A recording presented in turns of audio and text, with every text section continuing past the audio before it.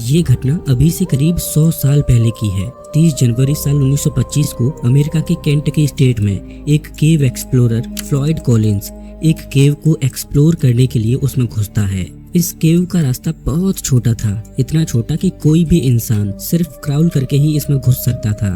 केव में बहुत अंधेरा था, तो फ्लॉयड अपने साथ एक लालटेन लेकर आगे बढ़ रहा था। इस केव में आगे बढ़ते बढ़ते फ्लॉयड एक ऐसे पॉइंट पर पहुंचा जिसको पार करना हर किसी के बस की बात नहीं थी, क्योंकि आगे रास्ता इतना सकरा हो चुका था जिसमें घुसना आसान नहीं था। इस केव में जो लोग आते वो इस पॉइंट पर आकर वापस लौट जाते। इस वजह से इस पॉइंट का नाम टर्न अराउंड पड़ा। केव में आगे जाने के लिए किसी को भी इस 9 इंच के स्क्वीज होल को पार करना था। फ्लॉयड इस केव के आखिरी छोर तक जाना चाहता था, तो फ्लॉयड कुछ इस तरह से होल में प्रवेश करता है और रेंगते हुए आगे बढ़ने की कोशिश करता है। आगे चलकर केव का रास्ता चौड़ा होता जाता है और फ्लॉयड एक क्रिस्टल चैम्बर में पहुंच जाता है। केव का यही वो रूम था जिसको फ्लॉयड ढूंढना चाहता था। इस क्रिस्टल चैम्बर को ढूंढकर फ्लॉयड की खुशी का ठिकाना नहीं था, क्योंकि ये क्रिस्टल चैम्बर फ्लॉयड को माला माल करने वाला था। फ्लॉयड अब वापस बाहर निकलता है और बाहर निकलने के लिए उसे उसी सकरे रास्ते से होकर गुजरना था।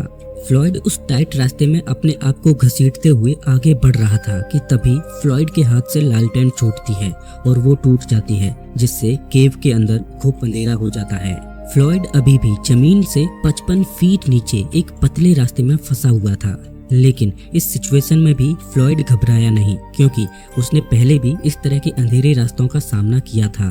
फ्लॉयड धीरे धीरे अपने पैरों की मदद से अपने शरीर को आगे धकेल रहा होता है कि तभी उसके पैर से एक पत्थर उखड़कर उसके पैर पर गिर जाता है। फ्लॉयड उस पत्थर की गिरफ्त से अपने पैर को बाहर निकालने का खूब प्रयास करता है, लेकिन वो पत्थर उस सकरे होल में इस तरह से फिट हो जाता है कि फ्लॉयड के उस पत्थर की पकड़ से छूटने के सारे प्रयास विफल हो जाते हैं। फ्लॉयड अब सहायता के लिए चिल्लाता है, लेकिन जमीन के इतने नीचे से कोई भी फ्लॉयड की आवाज को नहीं सुनता। जिस होल में वो फंसा था वहाँ से पानी रिस रहा था, जो कि फ्लॉयड के नीचे से बह रहा था, और यहाँ से एक सुनसान और अंधेरी गुफा में फ्लॉयड कॉलिंस की जीवन और मृत्यु के बीच जंग शुरू हो जाती है। दोस्तों, फ्लॉयड कॉलिंस के साथ आगे क्या क्या हुआ ये जानकर आपकी रूह कांप उठेगी।